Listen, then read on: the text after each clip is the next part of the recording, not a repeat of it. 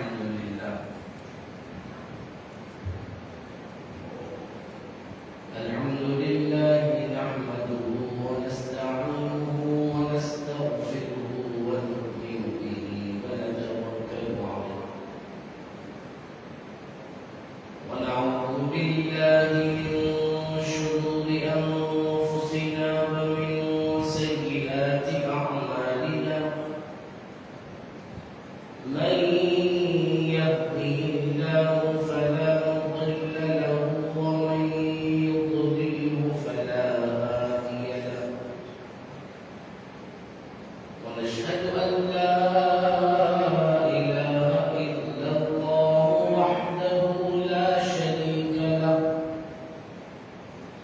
ونشهد أن سيدنا ونبينا ومولانا محمدا عبده ورسوله صلى الله تعالى عليه وعلى آله الطيبين الطاهرين وأصحابه الكرام أجمعين أما بعد فأعوذ بالله من الشيطان الرجيم بسم الله الرحمن الرحيم رضي الله عنهم ورضوا عنه ذلك لمن خشي ربه صدق الله العظيم وبلغنا رسوله النبي الأمين المكين الكريم ونحن على ذلك لمن الشاهدين والشاكرين والحمد لله رب العالمين. السلام عليكم ورحمة الله تعالى وبركاته. محترم ومکرم حاضرین اکرام، معزز بزرگان دین، نوجوانان اسلام، آئیے سب سے پہلے ہم آپ مل کر عقیدت اور محبت کے ساتھ لطف و رفتگی کے ساتھ گنبد خضرا کا تصور اپنے دل و دماغ میں لیے ہوئے میرے اور آپ کے پیارے آقا صلی اللہ تعالی علیہ وسلم کی بارگاہ آواز بلند ہدیہ درود پاک کا نذرانہ پیش کریں، پڑھیں اللہم صلی علی سیدنا شفیعنا حبیبنا وطبیبنا ومولانا محمد وعلى آله وأصحابه وبارك وسلم صلوا عليه صلاة وسلاما عليك يا سيدي يا حبيبي يا رسول الله صلى الله تعالى عليه وسلم. اللہ سبحانہ و تعالی نے قرآن مجید فرقان حمید میں جن معزز محتشم بزرگ ہستیوں کا ذکر ارشاد فرمایا ہے اپنی رضا کے مجدے کے ساتھ، وہ ایسے مبارک لوگ ہیں کہ جن کو اللہ سبحانہ و تعالی نے زندگی میں ہی اپنے راضی ہونے کا اعلان فرما دیا. میں وہ بندے جنہوں نے اللہ پر ایمان لایا ہو، کلمہ پڑھا ہو، اللہ کو ایک مانا ہو، ان کی زندگی کا مقصد صرف ایک ہوتا ہے حقیقی طور پر. ہر بندہ مومن یہ چاہتا ہے کہ میں بحیثیت مومن مسلمان ہونے کے میں اپنی موت سے پہلے اپنے اللہ کو راضی کر لوں. اب ہر بندہ اللہ کو راضی کرنے کے لیے کچھ نہ کچھ کوشش ضرور کرتا. جو خالص اللہ والے ہوتے ہیں ان کی کوشش کچھ اور ہوتی ہے، ان کی محنت کچھ اور ہوتی ہے، ان کے عبادات کا طریقہ کچھ اور ہوتا ہے. کوئی عام بندہ بھی اگر کیوں نہ ہو، عام بندہ جو گناہ بھی کرتا ہے، نمازیں بھی چھوڑتا ہے، ایسے ویسے زندگی گزار لیتا ہے، اس کے دل میں بھی یہ خواہش ہوتی ہے کہ میں اپنے اللہ کو راضی کروں. تو پتہ یہ چلا کہ ہر وہ بندہ جس نے ایمان کی نعمت سے اپنے آپ کو سرفراز کر لیا، جس کو اللہ پاک نے مومن بنا کر کے پیدا کیا یا وہ بعد میں ایمان لایا، ہر مومن کی یہ خواہش ہوتی ہے کہ میں اپنے اللہ کو راضی کروں. اب اس کے لیے وہ کوشش کرتا ہے، عبادت کرتا ہے، نمازیں پڑھتا ہے، ذکر و اذکار کرتا ہے، تہجد پڑھتا ہے، قرآن پڑھتا ہے. صدقہ خیرات کرتا ہے، نیک اعمال کرتا ہے، اچھے اچھے کام کرنے کی کوشش کرتا ہے، اور اگر کوئی بندہ پوری زندگی ہوش سنبھالنے سے لے کر موت کے آنے تک پوری زندگی اگر نیک اعمال ہی کرتا چلا جائے، عبادتیں ہی کرتا چلا جائے، ایسے بندے کے لیے بھی کوئی گارنٹی نہیں ہے کہ اس کا عمل قبول ہوا یا نہیں ہوا۔ ہم اور آپ تو بڑی دور کی بات ہے، ہماری اور آپ کی کوئی مثال نہیں۔ ایسے نیک لوگ جنہوں نے پوری زندگی عبادت میں گزاری، وہ لوگ بھی دعویٰ نہیں کرتے کہ میری عبادت قبول ہوئی یا نہیں ہوئی، لیکن اس روئے زمین پر ایک گروہ، ایک جماعت ایسی ہے کہ جن کو اللہ سبحانہ و تعالیٰ نے یہ شرف عطا فرمایا کہ اللہ سبحانہ و تعالیٰ نے ان کی زندگیوں میں ہی ان کو سرٹیفکیٹ عطا فرما دیا کہ اے میرے بندو، میں تمہیں یہ مژدہ، یہ اعلان، یہ خوشخبری سناتا ہوں، یہ سرٹیفکیٹ دیتا ہوں کہ چونکہ تم نے میرے محبوب کے ساتھ اپنی زندگی کو گزارا ہے، چونکہ تم نے اپنے سر کی آنکھوں سے میرے محبوب کا دیدار کیا ہے، کیونکہ تم نے میرے محبوب کے آنے جانے کو، اٹھنے بیٹھنے کو، چلنے پھرنے کو دیکھا ہے، ان کی صحبت اختیار کی ہے، تم ان کے صحابی بنے ہو، لہذا میں تمہیں یہ خوشخبری دیتا ہوں کہ میں تم سے راضی ہو گیا، تم مجھ سے راضی ہو گئے۔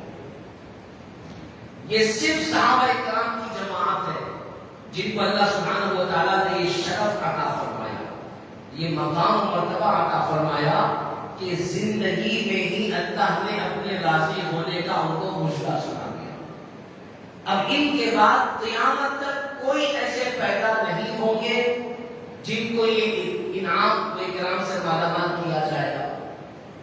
ہاں، جو اللہ والے ہوں گے، جو اولیاء اکرام ہوں گے، ان کو الہام کے ذریعے سے، کشف کے ذریعے سے شاید یہ خوشخبری سنا دی جائے، لیکن جو عام بندے ہیں وہ تو عام بندے ہیں، عبادت کریں گے، نمازیں پڑھیں گے، روزہ رکھیں گے، حج بھی کریں گے، لیکن کوئی گارنٹی نہیں کہ قبول ہوا یا نہیں ہوا۔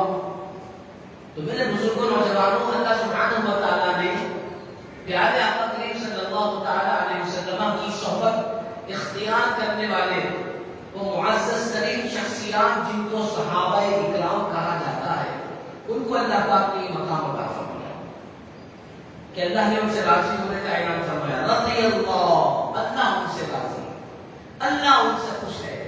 اب پتہ ہی چلا کہ جس سے اللہ راضی ہو گیا وہ کنفرم جنتی، ان کے جنت میں داخلے پر کسی کو شک کی گنجائش نہیں۔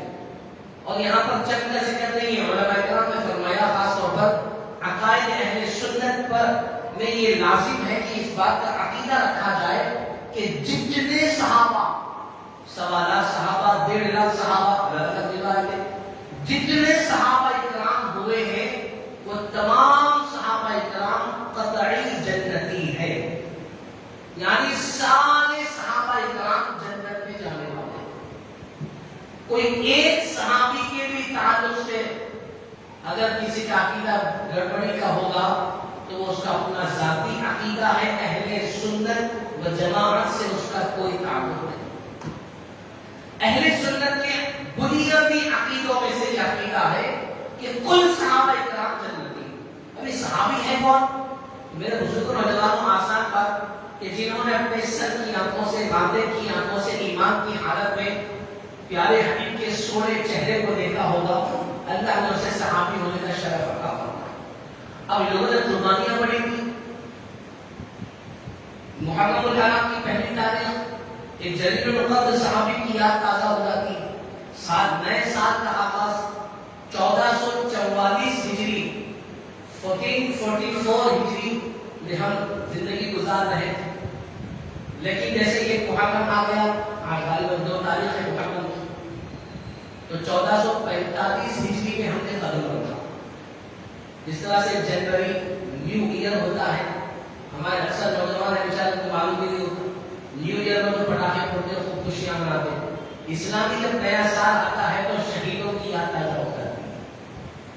ایک محرم الحرام کو خلیفہ دوم مراد رسول حضرت سیدنا فاروق اعظم رضی اللہ تعالیٰ عنہ کی شہادت کا دن، وہ فاروق اعظم رضی اللہ تعالیٰ عنہ جنہوں نے ایمان لانے سے پہلے اسلام سے بڑی دشمنی رکھی، اور جو اسلام لا لیتا ان کے ایمان لانے سے پہلے جو مسلمان ہو جاتا تو حضرت عمر رضی اللہ تعالیٰ عنہ اس کے گھر کا پتہ نکال کر اس کے گھر پہ پہنچ کر گھر میں گھس کے مانگتے کہ تو اسلام کیسے لایا، تو اپنے باپ داداؤں کا مذہب کیسے چھوڑ دیا۔ کہیں پر بھی پورے مکہ میں کہیں پر بھی کوئی مومن مسلمان ہو گئے، اس بات کی حضرت عمر کو خبر ملی، آپ اس تک پہنچتے، اس کو مارتے اور اس کو یہ کہتے کہ تو دین اسلام چھوڑ دے اور اپنے باپ داداؤں کے مذہب کو پھر سے قبول کر دے۔ لیکن تاریخ بھی گواہ ہے کہ حضرت عمر نے جس کو مارا، ان صحابی نے حضرت عمر سے یہ کہا کہ عمر، جسم کے ٹکڑے کر کر قیمہ بھی بنا دو گے تو ہم اسلام نہیں چھوڑیں گے۔ اللہ اب گزرتا گیا، ایک مرتبہ حضرت عمر رضی اللہ تعالیٰ بیٹھے ہوئے تھے تو ایک شخص آ کر بولنے لگا کہ عمر 39 لوگ ایمان لانے کو 39 لوگ۔ حضرت عمر سے کہا کہ اگر ایسے ہی چلتا رہا تو پورا مکہ مسلمانوں کا ہو جائے گا۔ تو حضرت عمر کو غصہ آیا، بولے کہ کب تک ایک ایک کے گھر میں جا کے لوگوں کو ماروں، آج ایسا کرتا ہوں کہ جو ایمان کی جڑ ہے، اسلام کی جڑ ہے، وہ جڑ ہی کو کاٹ دیتا ہوں۔ اور یہ سوچا اور کہنے لگے کہ میں آج ڈائریکٹ محمد عربی صلی اللہ علیہ وسلم کو نعوذ باللہ قتل کر دوں گا۔ تلوار لیے بڑے غصے کے ساتھ نکلے، جا رہے تھے، راستے میں صحابی رسول حضرت خباب، روایت میں ذکر آیا ہے، وہ راستے میں ملاقات کی اور انہوں نے ملاقات کر کے کہا کہ عمر، ایسے جاہو جلال کے ساتھ، اتنے غصے کے ساتھ کہاں جا رہے ہو؟ تو بولے کہ اسلام کی جڑ کاٹنے جا رہا ہوں۔ حضرت عمر کے رویے اور آپ کے انداز کو دیکھ کر سمجھ گئے کہ صحابی کہ کچھ نہ کچھ معاملہ گڑبڑی کا دکھ رہا۔ بولے کہ عمر، نبی آخر الزمان صلی اللہ علیہ وسلم کی بات میں جانا، پہلے اپنے گھر کی خبر ہو۔ انہیں کیا مطلب یہ ہے کہ تمہاری بہن اور تمہارے بہن بھائی دونوں مسلمان ہو گئے،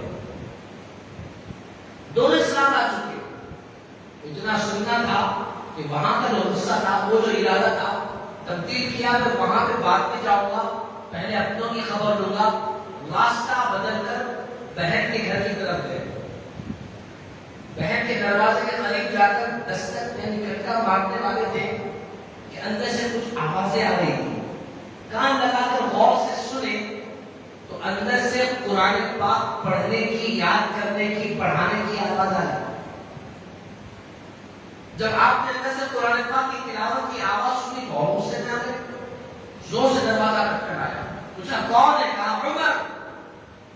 بہن پریشان، بہن بھی پریشان، جو قرآن ہڈیوں پر جیسا لکھا ہوا تھا اس کو کہیں پر چھپا دیا، اور ایک صحابی وہاں پر پڑھا رہے تھے، وہ صحابی رسول کو اندر کے کمرے میں چھپا دیا، جو قرآن بہن اور بہنیں کو پڑھا رہے تھے اندر چھپا دیا۔ اس کے بہن نے دروازہ کھولا، تیزی کے ساتھ گھر میں داخل ہوئے اور تلاش کرنے لگے۔ پوچھا کیا دیکھ رہے ہو بھائی؟ کہا کہ تم لوگ ابھی کیا کر رہے تھے؟ کہا کچھ نہیں۔ کہا کہ نہیں، مجھے آوازیں آئی، مجھے اندر سے کچھ آوازیں آئی، تم لوگ کیا پڑھ رہے تھے؟ اور اس کے بعد پوچھنے لگے بہن میں سے کہ میں نے سنا ہے کہ تم لوگوں نے دین اسلام کو قبول کر دیا۔ تو بہن نے کہا ہاں الحمدللہ مسلمان ہو گئے۔ اتنا سننا تھا، روایت میں آتا ہے کہ بہن بھائی پر ٹوٹ پڑے اور اتنا مارا بہن بھائی کو، ان کے جسم سے خون بہنے لگا۔ جب بہن بچانے کے لیے آئی، بیچ میں روکنے کے لیے، تو بہن کو بھی مارنے لگی اور بہن کو بھی اتنا مارا کہ بہن کے بھی جسم سے خون جانے لگا۔ آپسی رشتہ تو تھا ہی بہن بھائی کا۔ جب بہن کے جسم پر خون دیکھا تو تھوڑا سا نرم ہوئے، خاموش ہوئے اور جھنجھلا کر پوچھا کہ آخر تم لوگ کیا کر رہے تھے، بتاؤ کیا پڑھ رہے تھے؟ وہ بہن بھی تو حضرت عمر کی بہن تھی، ان کی رگوں میں بھی وہی خون دوڑ رہا تھا۔ انہوں نے بڑے غصے اور جلال کے ساتھ کہا کہ اے میرے بھائی عمر، تم ہمیں اس لیے مار رہے ہو کہ ہم نے محمد عربی صلی اللہ علیہ وسلم کا دامن تھام لیا، اسلام قبول کر دیا؟ تو سنو، تم ہمیں اتنا مارو کہ ہمارے جسم کے ٹکڑے کر دو تب بھی ہم دین اسلام سے ہٹنے والے نہیں ہیں. جو دین اسلام ہم نے قبول کر لیا، اب جان جائے تو پرواہ نہیں، ہم دین اسلام نہیں چھوڑنے والے. بہتے جسم سے بہتا ہوا خون اور ان کا جوش اور یہ الفاظ دیکھ کر کہا کہ اچھا بتاؤ تم لوگ کیا کر رہے تھے؟ تو کہا ہم قرآن پڑھ رہے تھے. تو کیا پڑھ رہے تھے؟ تو بہن نے سورہ طٰہٰ کی آیتیں پڑھی. جب سورہ طٰہٰ کی مبارک آیتوں کو حضرت عمر بن خطاب رضی اللہ تعالیٰ نے سماعت کیا تو جیسے جیسے قرآن کان میں جاتا تھا دل کا کفر ختم ہوتا جاتا تھا. جب قرآن کی چند آیتیں پڑھی تو اللہ ہو کر پورا غصہ ٹھنڈا ہوا اور بہن اور بہنیں کو دیکھ کر کہا کیا تم لوگ مجھے بھی مسلمان کراؤ گے؟ کیا میں بھی اسلام لا سکتا ہوں؟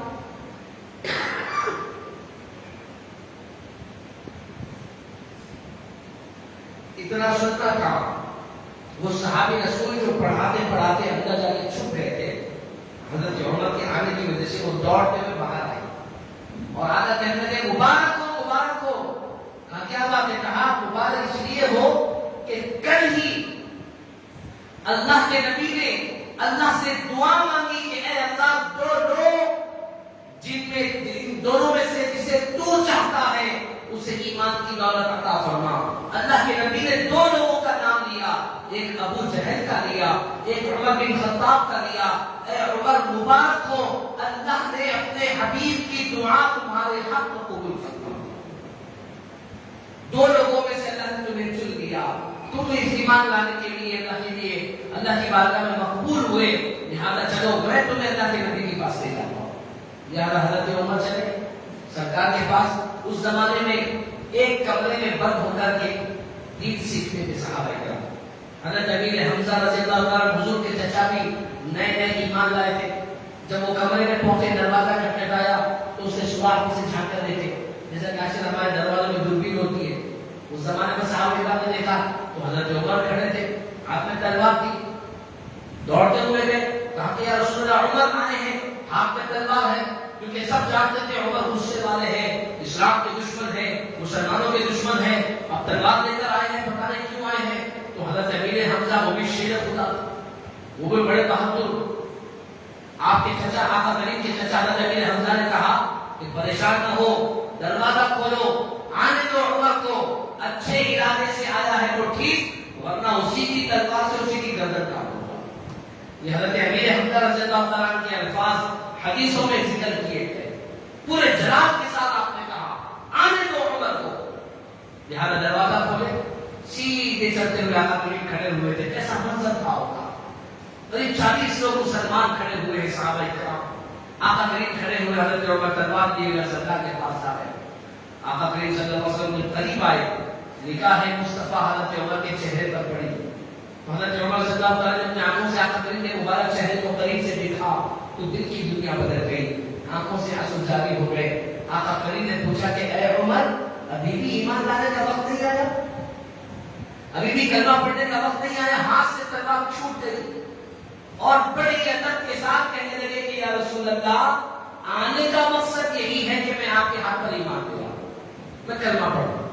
لہٰذا آقا کریم صلی اللہ علیہ وسلم نے جب یہ فرمایا اور حضرت عمر نے جب یہ جواب دیا تو روایت میں آتا ہے کہ قریب 40 مسلمان تھے نا. جیسے حضرت عمر نے کہا کہ میں ایمان لانے آیا ہوں تو تمام صحابہ نے مل کر زوردار نعرہ لگایا، نعرہ تکبیر.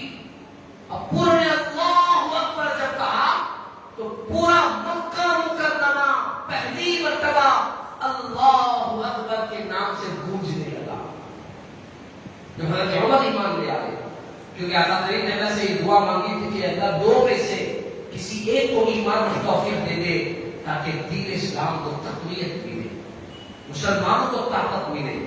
جب ایمان لا چکے وہ گزرا تو آپ نے آقا کریم صلی اللہ علیہ وسلم پوچھا کہ یا رسول اللہ ہم لوگ یہاں کمرے میں چھپ کے نماز پڑھ رہے ہیں، عبادت کر رہے ہیں، دین سیکھ رہے ہیں، کیا ہم حق پہ نہیں ہے؟ یہ حق پر ہے. ہمارا دین حق پہ نہیں ہے، حق پر ہے. اللہ حق ہے، حق ہے. تو پھر چھٹے کرنے کا کیا، ہم کھلے عام کریں گے. چلیے میرے ساتھ ہم کعبۃ اللہ کے شہر میں نماز پڑھیں گے.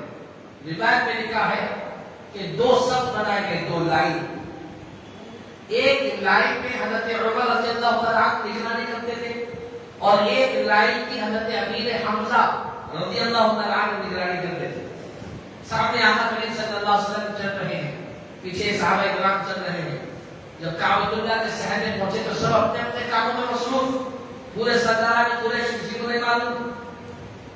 کعبۃ اللہ کے صحن میں پہنچ کر حضرت عمر نے بڑے بڑے سرداروں کا نام پکار پکار کر بلایا کہ ابو جہل, ابو لہب, عتبہ, شیبہ, فلاں فلاں آؤ.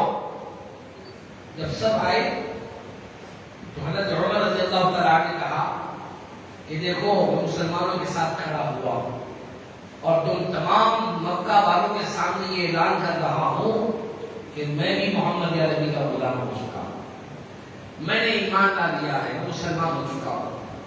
اب تم میں سے کوئی اپنی اولاد کو یتیم کرنا چاہتا, اپنی بیوی کو بیوہ کرنا چاہتا, اپنے ماں باپ کو رلانا چاہتا ہے, وہ آ کر میرا مقابلہ کرے. یہ حضرت عمر نے اعلان کیا, میں مسلمان ہو گیا, مسلمانوں کو ساتھ لے کر آیا ہوں.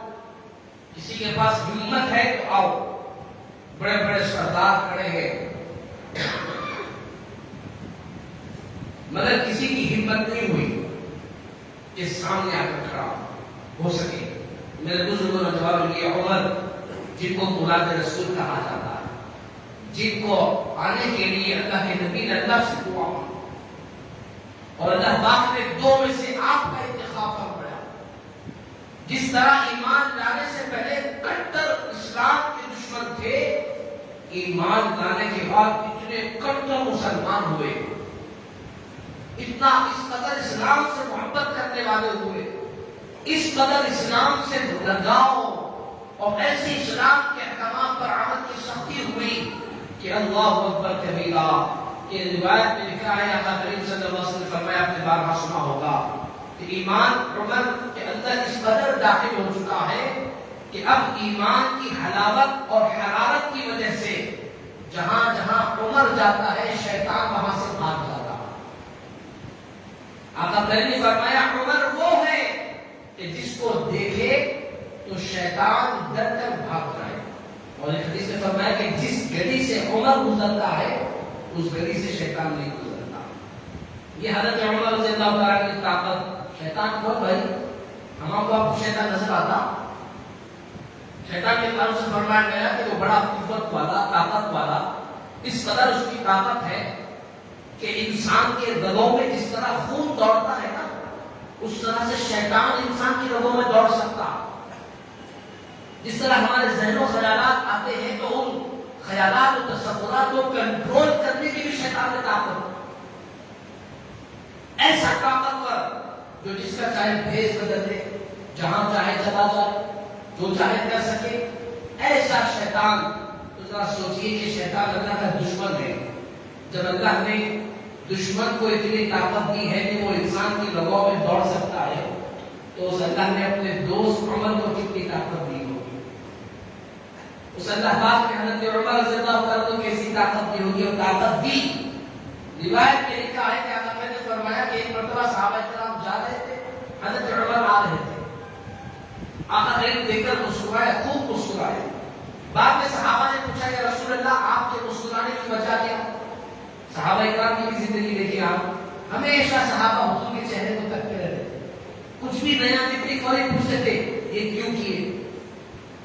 تو سرکار فرمایا کہ میں اس لیے مسکرایا کہ جہاں سے عمر آ رہا تھا وہاں شیطان کھڑا ہوا تھا. جیسے شیطان نے عمر کو دیکھا ڈر کے بھاگ نکلا, اس لیے میں مسکرایا. تو یہ حضرت عمر رضی اللہ تعالیٰ کی شان, ان کے ایمان کی حلاوت, حرارت, طاقت, جن کو دیکھ کر شیطان بھاگ جاتا. فسبحان الحرام کو آپ کی شان ہے.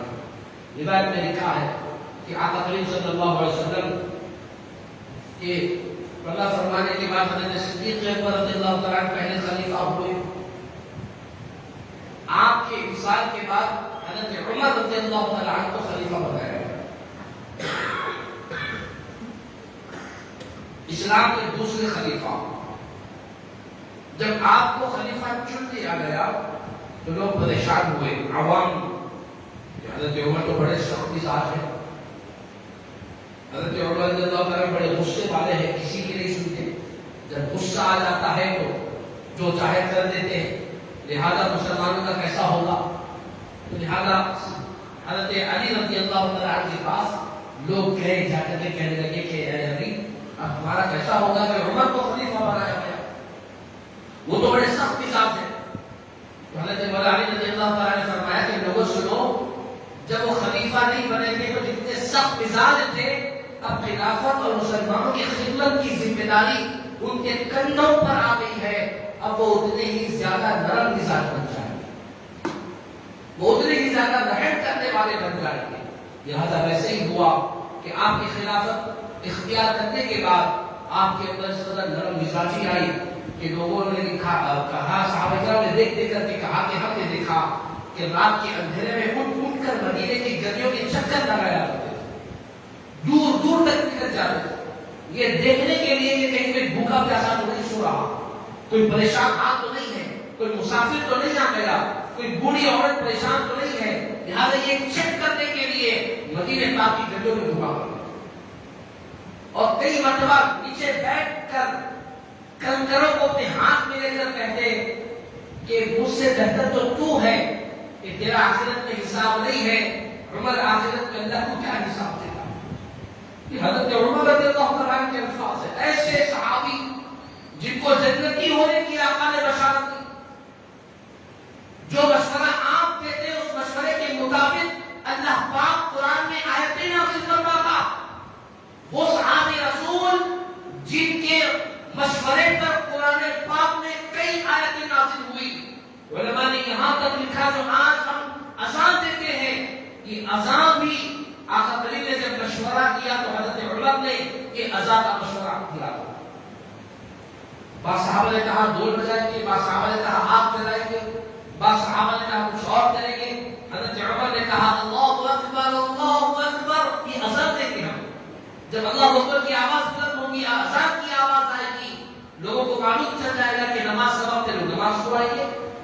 جبریل امین حاضر ہوئے، کہا کہ یا رسول اللہ کو حضرت عمر کی یہ مشورہ بڑا پسند آیا، لہذا اللہ یہ چاہتا ہے کہ اذان دی جائے۔ وہ عمر جن کے تعلق سے آقا کریم نے فرمایا لو کان بعدی نبی لکان عمر، کہ میرے بعد اگر نبوت کا دروازہ کھلا ہوتا تو اللہ پاک عمر کو نبی بناتا۔ ایسے جلیل القدر صحابی، اور وہ رو رہے ہیں کیا کہہ کر کہ حشر میں عمر اللہ کے سامنے کیسے کھڑا ہوگا۔ ہم کہاں ہیں میرے بھائی؟ ہم کو اپنی آخرت کی کتنی فکر ہے؟ کیا ہم نے کبھی تصور کیا کہ ہم اپنی قبر کا جواب کیسے دیں گے؟ کیا ہمارے ذہن و دماغ میں یہ خیال آیا کہ حشر کے میدان میں تمام نبیوں کے اور ان کے امتیوں کے خدا کا قریب اور قیامت تک پیدا ہونے والوں کے سامنے کھڑے ہو کر اپنے رب کے سامنے ہم اپنی زندگی کا حساب کیسے دیں گے؟ اقرا کتابک کفا بنفسک اليوم علیک حسیبا، کہ قیامت کے دن ہر ایک کے ہاتھ میں کتاب دی جائے گی اس کی زندگی کی، اس نے زندگی میں جو کچھ کیا یہ سب لکھا جا رہا ہے، کرامن کاتبین، جو کچھ تم کرتے ہو کہتے ہو وہ لکھا جا رہا ہے۔ یہ کتاب قیامت کے دن دی جائے گی ہمارے ہاتھ میں، اور اللہ کی طرف سے حکم ہوگا اقرا کتابک، پڑھ اپنی کتاب کو، کفا بنفسک اليوم علیک حسیبا، کہ آج خود تو اپنے آپ کا حساب دینے والا ہوگا۔ ہم کو پڑھنا پڑے گا کہ جوانی کہاں پر گزاری، رات کہاں پر گزارے، دن کہاں پر گزارے، حلال کروایا یا حرام کروایا، کتنا جھوٹ بولا، ماں باپ کے ساتھ کیا، اولاد کی تربیت کیسے کی، کیسے زندگی گزاری، ایک ایک لفظ ایک ایک لمحہ ہر چیز پڑھ کر سنانا پڑے گا۔ تصور کرے اگر بنا توبہ کے بنا معافی کے مر جائے اور قیامت کے دن کتاب ہمارے ہاتھ میں ہمارے گناہوں کی، ہمارے بدعملیوں کی کتاب ہمارے ہاتھ میں ہوگی تو ہم اپنے رب کے سامنے کیا پڑھ کر سنائیں گے؟ حضرت عمر کہتے کہ قیامت میں حساب کیسے ہوگا؟ کبھی اتنے بڑے صحابہ کرام کی عاجزی اور انکساری کا یہ عالم ہے تو سوچو کہ ہمارا حال کیا ہونا چاہیے۔ لہذا میرے بزرگوں اور جوانوں، یہ صحابہ کرام کے معزز شخصیات کی زندگیوں کا ذکر کرنے کا مقصد یہی ہوتا ہے کہ ہمارے اندر بھی آخرت کی فکر پیدا ہو، ہمارے اندر بھی دین کا جذبہ پیدا ہو، ہمارے اندر بھی دین کی محبت پیدا ہو. یا سیدنا فاروق اعظم رضی اللہ تعالیٰ عنہ ذی الحجہ کے آخری دنوں میں نماز کی حالت میں مسجد نبوی شریف میں فجر کی نماز کے وقت حملہ کیا گیا, پیٹ پہ خنجر گھونپا گیا, اور روایت مشہور روایت کے مطابق یکم محرم الحرام یعنی ایک محرم الحرام کو آپ کی شہادت, آپ کا وصال ہوا. جب آپ زخمی تھے تو آپ کے حضرت ابا جان سیدہ عائشہ صدیقہ رضی اللہ تعالی عنہا کے پاس قاسم کو بھیجا, بیٹے کو بھیجا کہ جاؤ جا کے ابا جان سے پوچھو کہ اگر عمر مر جائے تو کیا عمر کو گنبد خضرا میں آقا کریم کے پہلو میں قبر بنانے کی اجازت ملے گی؟ اگر ابا جان خوشی سے اجازت دے, میں امیر المومنین ہوں اس لیے نہیں, میں اجازت مانگ رہا ہوں, اگر اجازت دے تو دفن کرنا ورنہ مت کرنا. حضرت عائشہ صدیقہ رضی اللہ تعالی عنہا کے پاس گئے, پوچھا کہ عمر کی یہ خواہش ہے, تو آپ رونے لگی. کہا کہ میری خواہش یہ تھی کہ میرے مرنے کے بعد میری قبر وہاں پر بنتی, لیکن عمر کے دین پر بڑے احسان ہیں, عمر سے میرے محبوب محبت کرتے تھے, لہذا میں عمر کی خاطر کو اپنی جگہ چھوڑ دیتی. بزرگوں نے لکھا ہے کہ اگر دنیا میں قربانیوں کو دیکھا جائے تو حضرت اما جان عائشہ صدیقہ رضی اللہ تعالی عنہا کی یہ قربانی سب سے بڑی قربانی. گنبد خضرا میں اپنے بابا جان کے بازو آقا کریم کے مزار کے قریب میں اپنی مزار, اپنی جگہ چھوڑ دینا صرف عمر کے لیے, یہ بہت بڑی قربانی قرار دی گئی. تو لہذا جتنے حجاج کرام, جتنے عمرہ کرنے والے لوگ